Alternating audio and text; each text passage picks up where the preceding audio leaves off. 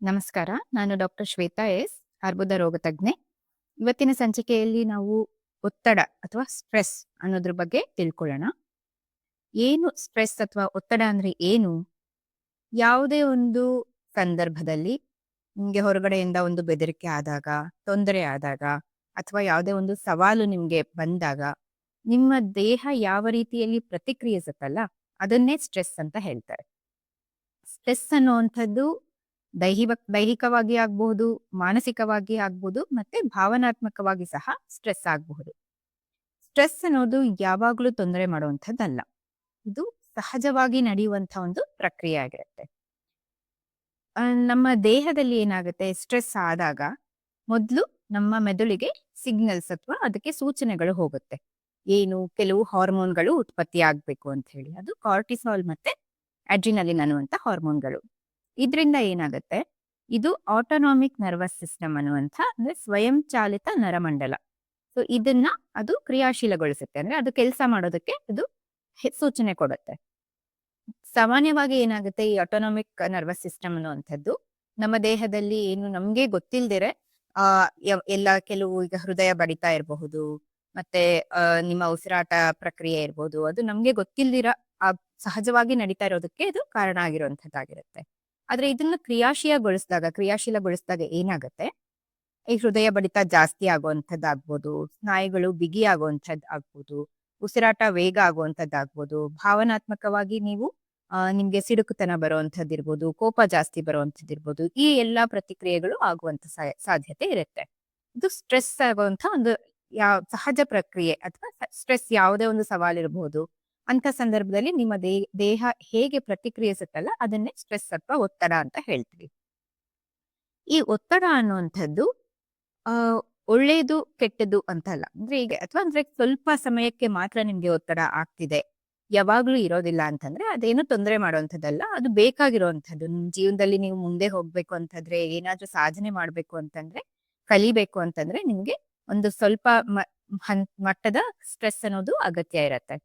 ಆದ್ರೆ ನೀವು ಅದೇ ದೀರ್ಘಕಾಲವಾಗಿ ಆಗ್ತಿದೆ, ಅದು ನಿಮ್ಮ ದೈನಂದಿನ ಚಟುವಟಿಕೆಗಳಿಗೆ ಅದು ನಿಮ್ಗೆ ತೊಂದರೆ ಮಾಡಕ್ ಶುರು ಮಾಡಿದೆ ಅಂದ್ರೆ ಅಂದ್ರೆ ನಿಮ್ಗೆ ನಿದ್ದೆ ಕಡಿಮೆ ಆಗ್ತಿರ್ಬೋದು, ಹಸಿವು ಕಡಿಮೆ ಆಗ್ತಿರ್ಬೋದು, ಜೀವನದಲ್ಲಿ ಆಸಕ್ತಿ ಇಲ್ಲದೆ ಇರುವಂತದ್ದು, ಸುಸ್ತಾಗುವಂಥದ್ದು, ಈ ರೀತಿಯಾಗಿ ತೊಂದರೆಗಳಾಗಕ್ ಶುರು ಆಗ್ತಿದೆ ಅಂತಂದ್ರೆ ಆಗ ದೀರ್ಘಕಾಲದ ಸ್ಟ್ರೆಸ್ ಏನಿರುತ್ತಲ್ಲ ಅದು ಒಳ್ಳೇದಲ್ಲ. ಸ್ಟ್ರೆಸ್ ಆಗೋದ್ರಿಂದ ಏನಾಗುತ್ತೆ, ಈಗ ನಾನ್ ಈ ಮುಂಚೆ ಹೇಳ್ದ ಹಾಗೆ ಅದರಲ್ಲಿ ಹಾರ್ಮೋನ್ಗಳು ವೇರಿ ಆಗುವಂಥದ್ದು, ಹಾರ್ಮೋನ್ ಜಾಸ್ತಿ ಕಾರ್ಟಿಸಾಲ್ ಅನ್ನುವಂಥದ್ದು ಜಾಸ್ತಿ ಆಗುವಂಥದ್ದು, ಮತ್ತೆ ಅದರಿಂದ ಏನಾಗುತ್ತೆ ಈ DNA ಡ್ಯಾಮೇಜ್ ಆಗುವಂತ ಸಾಧ್ಯತೆ ಇರುತ್ತೆ. ನಿಮ್ಮ ರೋಗ ನಿರೋಧಕ ಶಕ್ತಿ ಏನಿರುತ್ತೆ ಅಥವಾ ಇಮ್ಯುನಿಟಿ ಸಿಸ್ಟಮ್ ಏನಿರುತ್ತೆ ಅದು ಕಡಿಮೆ ಆಗುವಂತ ಸಾಧ್ಯತೆ ಇರುತ್ತೆ. ಮತ್ತೆ ಇನ್ಫ್ಲಮೇಷನ್ ಅಂತ ಹೇಳ್ತೀವಿ, ಅಂದ್ರೆ ಉರಿಯೂತ ಏನಾಗುತ್ತಲ್ವಾ, ಆ ಪ್ರಕ್ರಿಯೆನೂ ಜಾಸ್ತಿ ಆಗತ್ತೆ. ಇದರಿಂದ ಎಲ್ಲ ಏನಾಗುತ್ತೆ, DNA ಹಂತದಲ್ಲಿ ಅದು ತೊಂದರೆ ಆಗಕ್ಕೆ ಶುರು ಆಗತ್ತೆ. ಅಂದ್ರೆ DNA ಏನಾದ್ರು ಅದಿರ್ಬೋದು, DNA ಸ್ಟ್ರೆಸ್ ಅಂತ ಹೇಳ್ತೀವಿ, ಆ ಹಂತದಲ್ಲೂ ಅದಕ್ಕೆ ಒತ್ತಡ ಆಗುವಂಥದ್ದಿರ್ಬೋದು. ಸೊ DNA ಮತ್ತೆ ಅಕಸ್ಮಾತ್ ಅದಕ್ಕೆ ತೊಂದರೆ ಆಗಿದ್ರೆ ಅದು ರಿಪೇರಿ ಆಗ್ದಿರ ಇರುವಂಥದ್ದು. ಈ ರೀತಿಯಾಗಿ ಅದು ತೊಂದರೆ ಮಾಡೋದಕ್ಕೆ ಶುರು ಮಾಡುತ್ತೆ. DNA ಡ್ಯಾಮೇಜ್ ಆಗೋದ್ರಿಂದ ಏನಾಗುತ್ತೆ, ಸೆಲ್ಸ್ ಅಲ್ಲಿ ಮ್ಯೂಟೇಷನ್ ಆಗುವಂಥದ್ದು, ಅಂದ್ರೆ ಜೀವಕೋಶಗಳು ರೂಪಾಂತರ ಆಗುವಂಥದ್ದು ಆಗತ್ತೆ. ಅದರಿಂದ ಕ್ಯಾನ್ಸರ್ ಬರಬಹುದು ಅನ್ನುವಂಥ ಒಂದು ಸಿದ್ಧಾಂತ ಇದೆ. ಆದ್ರೆ ಖುಷಿ ಪಡ್ಬೇಕಾಗಿರೋ ವಿಷಯ ಏನಂದ್ರೆ, ಇದುವರೆಗೂ ಸ್ಟ್ರೆಸ್ ಇಂದಾನೇ ಕ್ಯಾನ್ಸರ್ ಬರುತ್ತೆ ಅನ್ನೋದಕ್ಕೆ ನಮ್ಮ ಹತ್ರ ಯಾವುದೇ ಆಧಾರ ಇಲ್ಲ. ಇದು ಸಾಬೀತ್ ಆಗಿಲ್ಲ. ಆದ್ರೆ ಸ್ಟ್ರೆಸ್ ನಿಂದ ಕ್ಯಾನ್ಸರ್ ಬರುವ ಸಾಧ್ಯತೆ ಇರಬಹುದು ಅನ್ನುವಂಥ ಆ ಸಿದ್ಧಾಂತಗಳೇನಿದೆ, ಸೂಚನೆಗಳೇನಿದೆ ಈಗಲೂ ಸಹ ಇದೆ. ಆದ್ರಿಂದ ಸ್ಟ್ರೆಸ್ ಮಾಡ್ಕೊಳ್ಳೋದನ್ನ ಕಡಿಮೆ ಮಾಡ್ಬೋದಾಗಿರುತ್ತೆ. ಮತ್ತೆ ಈ ಸ್ಟ್ರೆಸ್ ಅನ್ನುವಂಥದ್ದೇನಿರುತ್ತೆ, ಇದು ಕೇವಲ ಕ್ಯಾನ್ಸರ್ ಕಾರಕವಾಗಿ ಅಲ್ದಿರ, ಕ್ಯಾನ್ಸರ್ ಬಂದ ಮೇಲೆ ಸಹ ಈ ಸ್ಟ್ರೆಸ್ ನ ಲೆವೆಲ್ಸ್ ಏನಿರುತ್ತೆ ಅದು ಜಾಸ್ತಿ ಆಗುವಂತ ಸಾಧ್ಯತೆ ಇರುತ್ತೆ. ಒಂದು ಕ್ಯಾನ್ಸರ್ ಪತ್ತೆಯಾದ ಸಂದರ್ಭದಲ್ಲಿ, ಅಂದ್ರೆ ಕ್ಯಾನ್ಸರ್ ಇದೆ ಅಂತ ಗೊತ್ತಾದ ತಕ್ಷಣ ಭಯ ಆಗ್ಬೋದು, ಗಾಬರಿ ಆಗ್ಬೋದು, ಆ ನಿಟ್ಟಿನಲ್ಲಿ ಸಹ ಸ್ಟ್ರೆಸ್ ಆಗುವಂತ ಸಾಧ್ಯತೆ ಇರುತ್ತೆ. ಚಿಕಿತ್ಸೆಗೆ ಹೆದರ್ಕೊಂಡಿರ್ಬೋದು, ಮತ್ತೆ ಪ್ರತಿ ಸಲ ಒಂದು ಸ್ಕ್ಯಾನ್ ಮಾಡಿಸ್ಬೇಕಾದ್ರೂ ರಿಪೋರ್ಟ್ ಏನಿರುತ್ತೋ ಅನ್ನುವಂಥ ಒಂದು ಒತ್ತಡ ಆಗಬಹುದು. ಆ ಚಿಕಿತ್ಸೆ ತಗೋಬೇಕಾದ್ರೆ ನನ್ಗೆ ಎಲ್ಲಿ ರಿಯಾಕ್ಷನ್ ಆಗ್ಬಿಡುತ್ತೋ, ಎಲ್ಲಾ ಸೈಡ್ ಎಫೆಕ್ಟ್ಸ್ ನನಗೆ ಎಲ್ಲಾಗುತ್ತೋ ಅನ್ನುವಂಥ ಭಯ ಇರ್ಬೋದು. ಈ ಎಲ್ಲಾ ಸ್ಟ್ರೆಸ್ಗಳು ಸಹ ಕ್ಯಾನ್ಸರ್ ರೋಗಗಳಲ್ಲಿ ಸಾಮಾನ್ಯವಾಗಿ ಕಾಣುವಂತ ಸ್ಟ್ರೆಸ್ ಆಗಿರುತ್ತೆ. ಇದು ಲಘು ಸಮಯಕ್ಕೆ ಅಥವಾ ಕಡಿಮೆ ಸಮಯಕ್ಕೆ ಮಾತ್ರ ಬಂದು ಹೋಗಿ ಮಾಡ್ತಾ ಇದ್ರೆ ಏನು ಅಂತ ತೊಂದರೆ ಇಲ್ಲ. ಆದ್ರೆ ಯಾವಾಗ ಇದರಿಂದ ನಿಮ್ಗೆ ನಿದ್ದೆ ಕಡಿಮೆ ಆಗ್ತಿದೆ, ನಿದ್ದೆ ಮಾಡೋದಕ್ಕೆ ಸಾಧ್ಯ ಆಗ್ತಾ ಇಲ್ಲ, ಮತ್ತೆ ಯಾವಾಗ ಇದರಿಂದ ನಿಮ್ಗೆ ಊಟ ಸೇರ್ತಾ ಇಲ್ಲ, ಹಸಿವೆ ಆಗ್ತಿಲ್ಲ, ಸ್ವಲ್ಪ ಸ್ವಲ್ಪಕ್ಕೂನು ಸುಸ್ತಾಗ್ತಾ ಇದೆ, ಸ್ವಲ್ಪ ಸ್ವಲ್ಪದಕ್ಕೂನು ನೀವು ಬೇರೆಯವ್ರ ಮೇಲೆ ಕೂಗಾಡ್ತಿರ್ತೀರಾ. ನಿಮ್ಗೆ ನಿಮ್ಮ ಎಮೋಷನ್ಸ್ ಮೇಲೆ, ಭಾವನೆಗಳ ಮೇಲೆ ನಿಮ್ಗೆ ನಿಯಂತ್ರಣ ಇರೋದಿಲ್ಲ. ಬೇಗ ಕಿರ್ಚಾಡುವಂಥದ್ದು, ಸಿಡುಕುವಂಥದ್ದು ಮಾಡ್ತಿರ್ತೀರಾ. ಇಂಥ ಅಥವಾ ಹೃದಯ ಬಡಿತ ಜಾಸ್ತಿ ಆದಂಗೆ ಅನಿಸ್ತಾ ಇರತ್ತೆ. ಹೃದಯ ನೋವು ಬಂದಂಗೆ ಅನ್ಸ್ಬೋದು, ಎದೆ ನೋವು ಬಂದ ಹಾಗೆ ಅನ್ಸ್ಬೋದು. ಈ ಎಲ್ಲಾ ಲಕ್ಷಣಗಳು ಯಾವ ಸಂದರ್ಭದಲ್ಲಿ ಬರೋದಕ್ಕೆ ಶುರು ಆಗುತ್ತಲ್ಲ, ಆಗ ನಿಮ್ಗೆ ಆ ಸ್ಟ್ರೆಸ್ ಒಳ್ಳೇದಲ್ಲ ಅಂತ ಆಗತ್ತೆ. ನಾವು ಸ್ಟ್ರೆಸ್‌ನಲ್ಲೇ 4 ವಿಧ ಅಂತ ಹೇಳ್ತೀವಿ.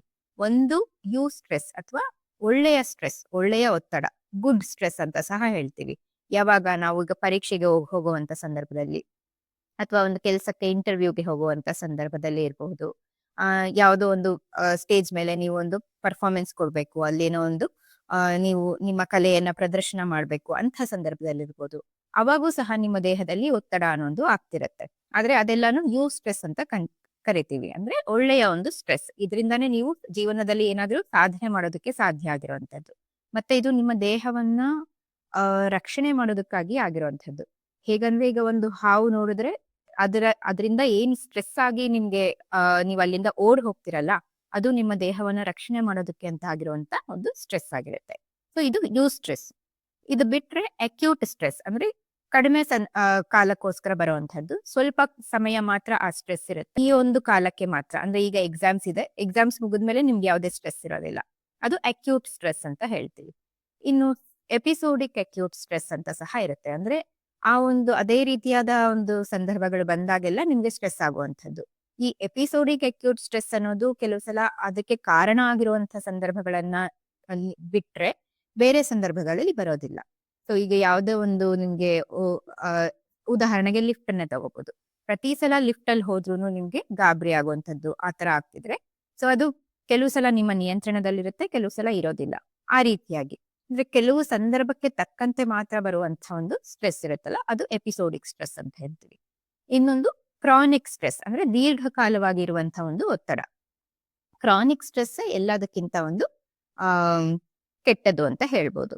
ಈ ಕ್ರಾನಿಕ್ ಸ್ಟ್ರೆಸ್ ಅಲ್ಲಿ ಏನಾಗುತ್ತೆ, ಸಾಮಾನ್ಯವಾಗಿ 2 ವಾರಗಳಿಗಿಂತ ಜಾಸ್ತಿ ನಿಮ್ಮ ದೇಹದಲ್ಲಿ ಒತ್ತಡದ ಪ್ರಕ್ರಿಯೆಗಳು ನಡೀತಾ ಇರುತ್ತೆ. ಸೊ ಇದರಿಂದಾನೇ ನಿಮ್ಗೆ ಈ ಮುಂಚೆ ಹೇಳಿದ ಎಲ್ಲಾ ಲಕ್ಷಣಗಳೇನಿರುತ್ತಲ್ವಾ, ಅದೆಲ್ಲ ಕಾಣಿಸ್ಕೊಳ್ಳುವಂಥದ್ದು. ಕ್ರಾನಿಕ್ ಸ್ಟ್ರೆಸ್ ಕ್ಯಾನ್ಸರ್ ಇಂದಾನೇ ಆಗಿರ್ಬೇಕು ಅಂತ ಏನಿಲ್ಲ. ಆದ್ರೆ ಈಗ ಜೀವನದಲ್ಲಿ ನಿರುದ್ಯೋಗ ಸಮಸ್ಯೆ ಇರಬಹುದು, ಹಣ ಸಮಸ್ಯೆ ಇರಬಹುದು, ಅಥವಾ ಸಂಬಂಧಗಳ ನಡುವೆ ಏನಾದ್ರೂ ಬಿರುಕು ಉಂಟಾದಾಗ ಅಂತ ಸಂದರ್ಭದಲ್ಲೂ ಸಹ ಕ್ರಾನಿಕ್ ಸ್ಟ್ರೆಸ್ ಆಗುವಂತ ಸಾಧ್ಯತೆ ಇರುತ್ತೆ.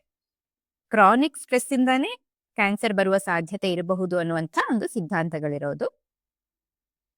ಕ್ಯಾನ್ಸರ್ ಬಂದ ಮೇಲೂ ಸಹ ಅವ್ರನ್ನ ನೋಡ್ಕೊಳ್ಳೋರಲ್ಲೂ ಕೆಲವು ಸಲ ಸ್ಟ್ರೆಸ್ ಆಗಬಹುದು. ಅವರು ಒತ್ತಡದಲ್ಲಿರ್ತಾರೆ. ಯಾಕಂದ್ರೆ ಕಂಟ್ರೋಲ್ ಮಾಡೋದಕ್ಕೆ ಏನ್ ಮಾಡ್ಬೋದು, ಒಂದು ವಾಕಿಂಗ್ ಮಾಡುವಂಥದ್ದು, ವ್ಯಾಯಾಮ ಮಾಡುವಂಥದ್ದು, ಯೋಗ ಮಾಡುವಂಥದ್ದು, ಧ್ಯಾನ ಮಾಡುವಂಥದ್ದು, ಇದನ್ನ ಮಾಡಬಹುದಾಗಿರುತ್ತೆ. ಇದರಿಂದ ಸಹ ನಮ್ಮ ಒತ್ತಡದ ಪ್ರಮಾಣ ಏನಿರುತ್ತೆ ಅದು ಕಡಿಮೆ ಆಗುತ್ತೆ. ಹಾಗೇನೆ 4-4-6 ಮೆಥಡ್ ಅಂತ ಹೇಳಿ ಇದೆ. ಅಂದ್ರೆ ನೀವು ಉಸಿರು ಎಳ್ಕೊಳ್ಳುವಾಗ 4 ಎಣಿಸ್ಬೇಕು. ಆಮೇಲೆ ಉಸಿರು ಹಿಡ್ಕೊಂಡು 4 ಎಣಿಸ್ಬೇಕು. ಉಸಿರು ಬಿಡುವಾಗ 6 ಎಣಿಸ್ಬೇಕು. ಈ ರೀತಿಯಾಗಿ ಅದನ್ನೇ ರಿಪೀಟ್ ಮಾಡೋದ್ರಿಂದ ಸಹ ಆ ಅಕ್ಯೂಟ್ ಸ್ಟ್ರೆಸ್ ಏನಿದೆ ಅದು ಕಡಿಮೆ ಆಗುವಂತ ಸಾಧ್ಯತೆ ಇರುತ್ತೆ. ಮತ್ತೆ ಅದನ್ನ ಬಿಟ್ಟು ನಿದ್ದೆ ಅನ್ನೋದು ಬಹಳ ಮುಖ್ಯ ಆಗುತ್ತೆ.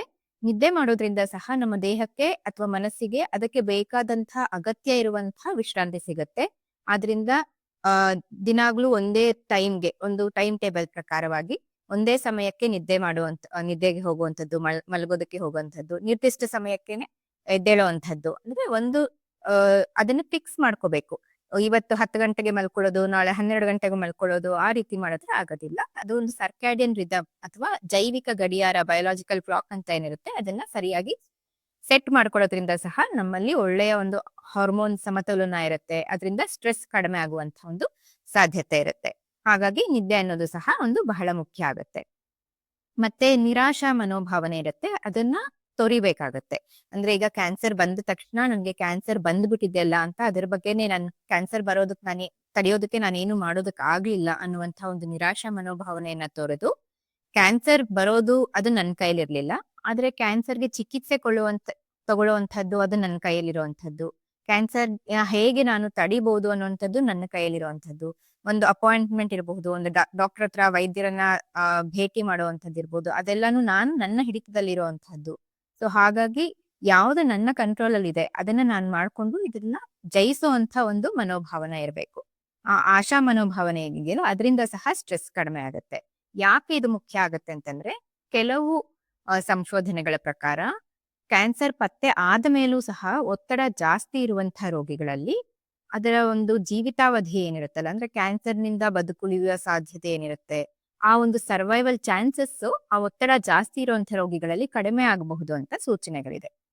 ಹಾಗಾಗಿ ಕ್ಯಾನ್ಸರ್ ಪತ್ತೆ ಆದ್ಮೇಲೂ ಸಹ ನಾವು ಒತ್ತಡವನ್ನ ಹಿಡಿತದಲ್ಲಿ ಇಟ್ಕೊಳ್ಳುವಂಥದ್ದು ಒಳ್ಳೇದು ಅಂತ ಅನ್ಸ್ಕೊಳ್ಳುತ್ತೆ. ಮತ್ತೆ ಎಲ್ಲದಕ್ಕಿಂತ ಮುಖ್ಯವಾಗಿ ಏನಂತಂದ್ರೆ, ಒತ್ತಡ ಅನ್ನೋದು ಒಂದು ಬಲಹೀನತೆ ಅಲ್ಲ. ಅದು ಒಂದು ವೀಕ್‌ನೆಸ್ ಅಲ್ಲ. ಮಾನಸಿಕ ಒತ್ತಡ ಇರಬಹುದು, ದೈಹಿಕ ಒತ್ತಡ ಇರಬಹುದು. ಒತ್ತಡ ಅನ್ನುವುದು ಒಂದು ಬಲಹೀನತೆ ಅಲ್ಲ. ಅದು ಒಂದು ನೀವು ಮಾನವನ ಒಂದು ಸಹಜ ಗುಣ ಅನ್ನೋದನ್ನ ನೀವು ಅರ್ಥ ಮಾಡ್ಕೋಬೇಕಾಗತ್ತೆ. ಈ ಮಾನಸಿಕ ಒತ್ತಡ ಜಾಸ್ತಿ ಆಗೋದರ ಒಂದು ಲಕ್ಷಣಗಳೇನಿರುತ್ತೆ ಅಂದ್ರೆ, ನಿದ್ರಾಹೀನತೆ ಇರಬಹುದು, ಹಸಿವಾಗ್ದಿರ ಇರುವಂತದ್ದಿರ್ಬೋದು, ಜಾಸ್ತಿ ಗಾಬರಿ ಆಗುವಂಥದ್ದು, ಜೋರಾಗಿ ಎದೆ ಹೊಡ್ಕೊಳ್ಳುವಂಥದ್ದು, ಜೋರಾಗಿ ಹೃದಯ ಬಡ್ಕೊಳ್ಳುವಂಥದ್ದು, ಎದೆ ನೋವು ಬರುವಂಥದ್ದಿರ್ಬೋದು, ಸುಸ್ತಾಗುವಂಥದ್ದಿರ್ಬೋದು. ಅಂದ್ರೆ ಅದಕ್ಕೇನು ಕಾರಣನೇ ಇರಲ್ಲ. ಆದ್ರೆ ಸುಮ್ನೆ ದಿನಾಗ್ಲೂ ಸುಸ್ತಾದಾಗೆ ಅನ್ಸೋವಂಥದ್ದು, ಆಸಕ್ತಿ ಕಡಿಮೆ ಆಗುವಂಥದ್ದು. ಇಂತಹ ಲಕ್ಷಣಗಳಿದ್ರೆ ನೀವು ನಿಮ್ಮ ಗೆಳೆಯರ ಹತ್ರ, ಸ್ನೇಹಿತರ ಹತ್ರ ಹಂಚ್ಕೋಬೇಕಾಗತ್ತೆ. ಮತ್ತೆ ನಿಮ್ಮ ಕೌನ್ಸೆಲಿಂಗ್ ತಗೋಬಹುದು. ಇದಕ್ಕೆ ಕೆಲವು ಸಮಾಲೋಚನೆಗಳನ್ನ ಮಾಡ್ಕೋಬಹುದಿರುತ್ತೆ. ವೈದ್ಯರ ಹತ್ರ ಚರ್ಚೆ ಮಾಡ್ಬೇಕಾಗತ್ತೆ. ಎಲ್ಲಾನೂ ಆಗ್ಲಿಲ್ಲ ಅಂತಂದ್ರೆ ಸೈಕಿಯಾಟ್ರಿಸ್ಟ್ ಅಥವಾ ಮನೋರೋಗ ತಜ್ಞರು ಯಾರಿರ್ತಾರೆ ಅವರನ್ನ ಭೇಟಿ ಮಾಡಿ ಅದಕ್ಕೆ ಕೆಲವು ಸಲ ಚಿಕಿತ್ಸೆ ಸಹ ಸಿಗತ್ತೆ. ಮಾತ್ರೆಗಳನ್ನ ತಗೊಳ್ಳೋದು ಅದು ಯಾವುದೇ ಒಂದು ಸ್ಟಿಗ್ಮಾ ಇಟ್ಕೋಬಾರ್ದು. ಅಂದ್ರೆ ಮಾತ್ರೆ ತಗೊಂಡ್ರೆ ಅದೇನೋ ದೊಡ್ಡ ತಪ್ಪು ಅಥವಾ ದೊಡ್ಡ ಒಂದು ಇದು ಕಳಂಕ ಅನ್ನೋ ರೀತಿಯಲ್ಲಿ ಅದನ್ನ ನೋಡ್ಬಾರ್ದು. ಅದಕ್ಕೂ ಚಿಕಿತ್ಸೆ ಮನಸ್ಸು ಅನ್ನೋದು ಸಹ ಸ್ಟ್ರೆಸ್ ಅನ್ನೋದು ಸಹ ಒಂದು ಸಹಜ ಪ್ರಕ್ರಿಯೆ. ಅದನ್ನ ನಾವು ಕಂಟ್ರೋಲ್ ಅಲ್ಲಿ ಇಟ್ಕೊಳ್ಳೋದಕ್ಕೆ ನಾವು ಆಮ್, ಯಾವಾಗ್ಲೂ ಸಹ ನಿಮ್ಮ ಒಂದು ಕೆಲಸಗಳನ್ನ ಮಾಡ್ಬೇಕಾಗತ್ತೆ. ಧನ್ಯವಾದಗಳು.